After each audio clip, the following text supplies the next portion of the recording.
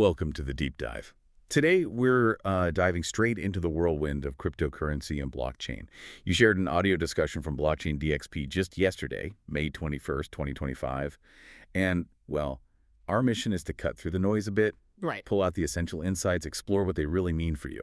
Exactly. Yeah, this audio gives us a really fascinating snapshot of the current environment. It covers, everything from Bitcoin's price action and the market mood to some really crucial regulatory things like this Genius Act for stablecoins. And that's just scratching the surface. We'll also be looking into the ongoing investigation into that Coinbase cyberattack. Oh. The latest on a potential Solana ETF, Ripple's continued push in Dubai, Oh yeah, Ripple's busy over there. and even Cisco getting into AI infrastructure in Saudi Arabia. Big stuff. A lot to unpack, definitely. Should keep you ahead of the curve. Okay, so let's start with the big picture then. The global crypto market. What's the feel? Well, what's immediately striking is the market sentiment. It's Mhm. registering greed around 70 on the index.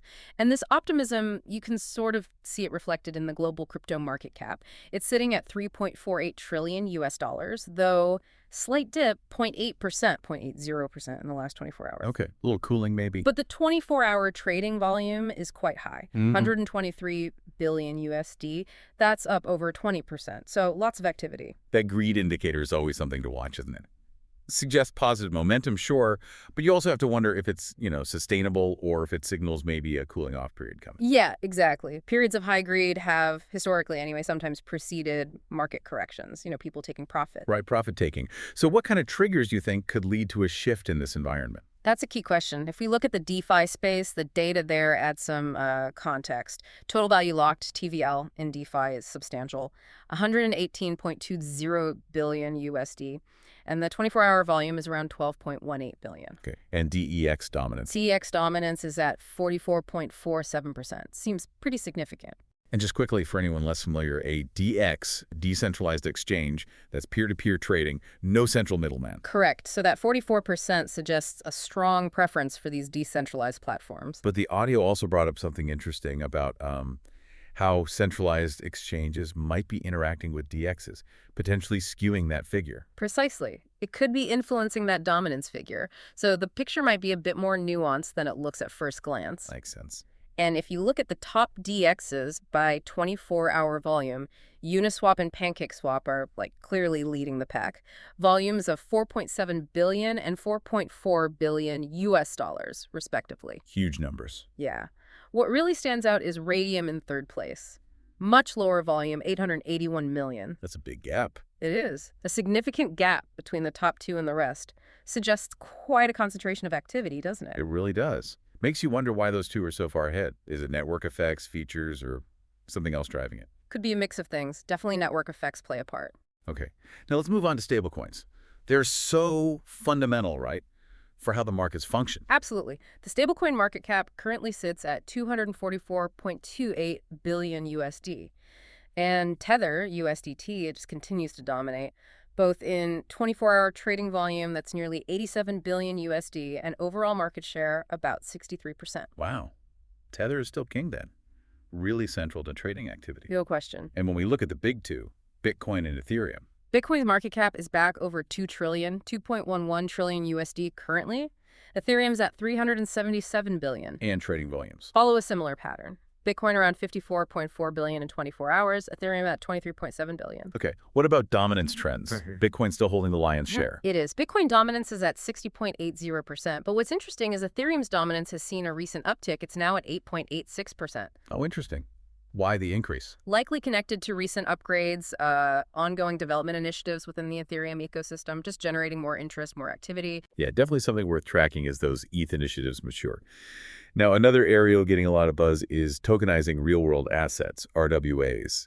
What did the audio say there? The leading RWA tokens by market cap are currently Chainlink, Avalanche, Stellar, and Hedera, all kind of in the $8 to $10 billion market cap range. Okay, the big names. Right. Ondo is also significant, but considerably lower market cap, just under $3 billion. So these figures give you a sense of the current frontrunners in this, emerging space. And it's interesting why these are leading. Chainlink, for instance, with its oracles connecting real-world data. Exactly. That's crucial for RWA tokenization. Their existing tech gives them a head start. Makes sense. Ah. Okay, and finally on the immediate market front, let's just touch on current prices, recent performance. Sure. Bitcoin's trading around $106,431, showing positive gains both 24 hours and the past week. Up a bit. Good for Bitcoin holders. Ethereum. Ethereum at No. $2,544. Smaller positive move in the last day, but slightly down over the last 7 days, kind of flat to down. Okay. And Ripple XRP. XRP is currently at $2.35. Slight dip today, but a more noticeable decrease over the past week, nearly 10% down. Ouch. Okay. Shifting gears now. The audio discussion touched on the perceived influence of the Trump administration on crypto. What were the main takeaways? Well, there's a definite feeling, kind of a narrative shift, that the overall sentiment around Bitcoin and crypto has become more favorable, maybe. Okay. Under the Trump administration, yeah. There's anticipation building around this thing called the One Beautiful Bill. Ah, yes, the famous phrase. Right, and a strong expectation that will actually get enacted, maybe with just minor tweaks. This shift in the, let's say, the broader narrative is pretty significant. And if you connect this to the big banks, it's noteworthy JPMorgan is now allowing clients access to Bitcoin. That is big. But, and it's a big but, you have to remember their CEO, Jamie Dimon, remains a vocal skeptic, still talking about crime, money laundering concerns. Yeah, it's a really interesting split, isn't it? The institution moves towards offering access. Clearly there's demand, but the boss is still wary. The audio actually pushed back on the money laundering point, didn't it? Referencing Senate hearing discussions about how blockchain transactions are publicly verifiable. That's a crucial point, that transparency, it's built into the tech, can actually provide more traceability than traditional finance sometimes. Right. And the audio clarified JPMorgan's current stance. They'll include Bitcoin access in client statements, so acknowledging holdings, but they aren't offering direct custody yet. Still keeping it at arm's length, sort of. It seems like it. This cautious approach likely reflects the evolving regulations in the U.S.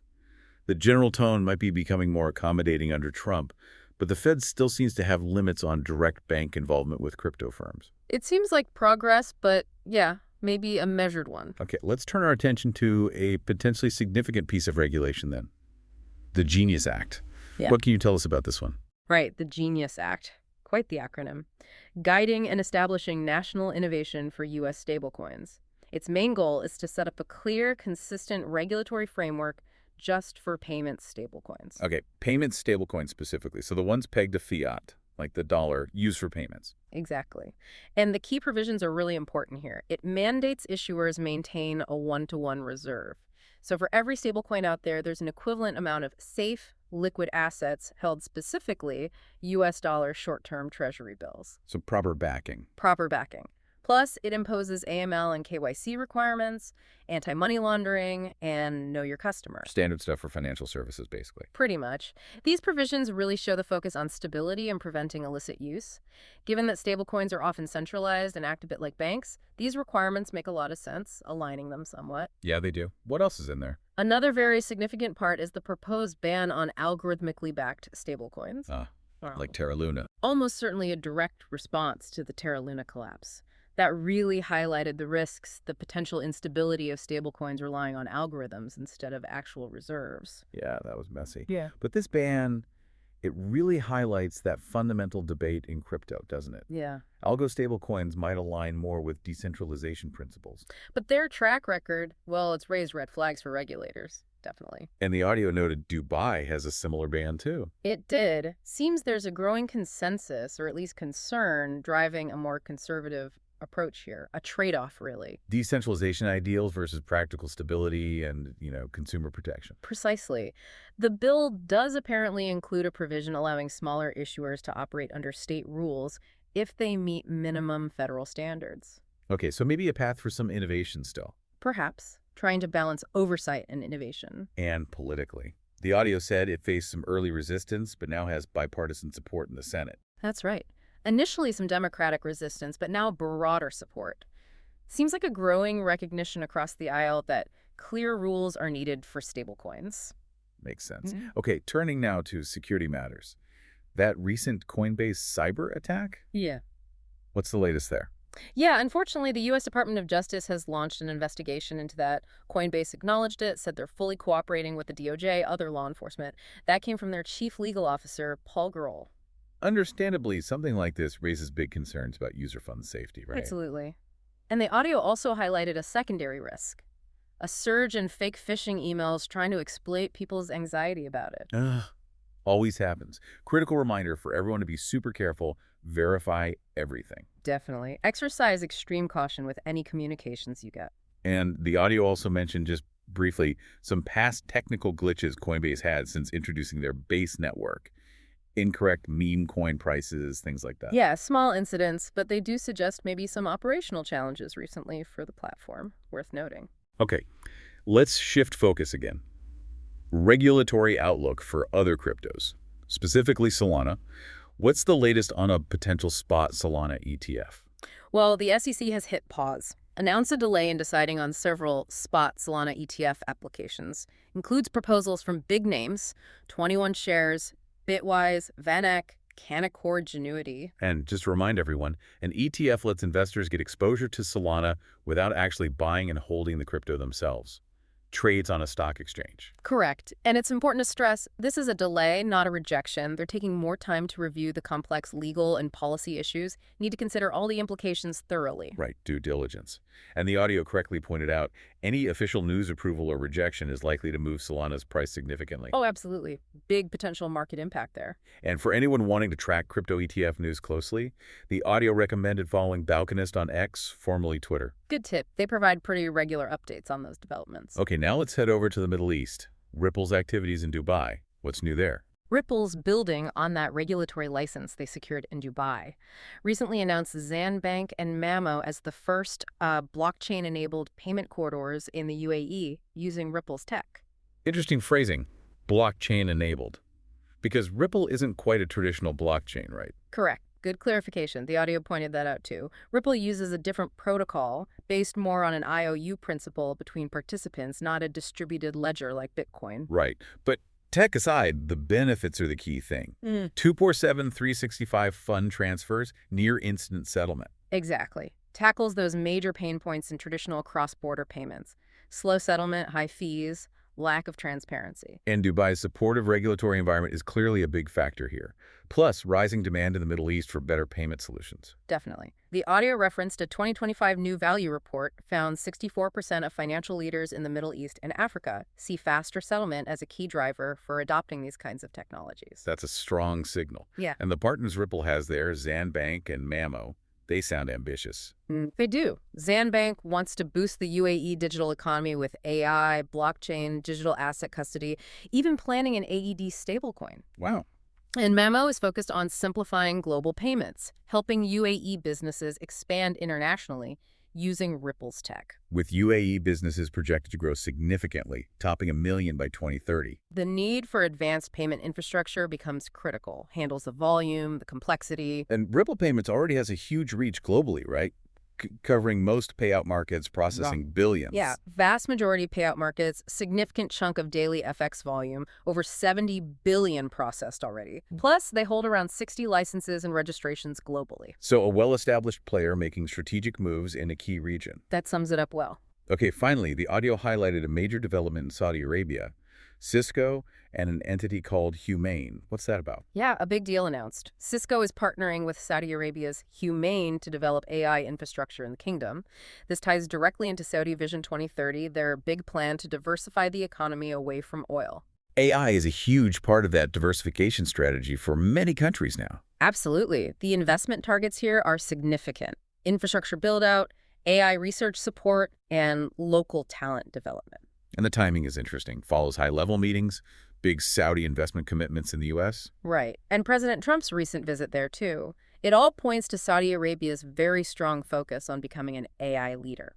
So what kind of AI infrastructure are they planning? Described as open, scalable, secure, and cost-efficient. The goal is global leadership in AI innovation.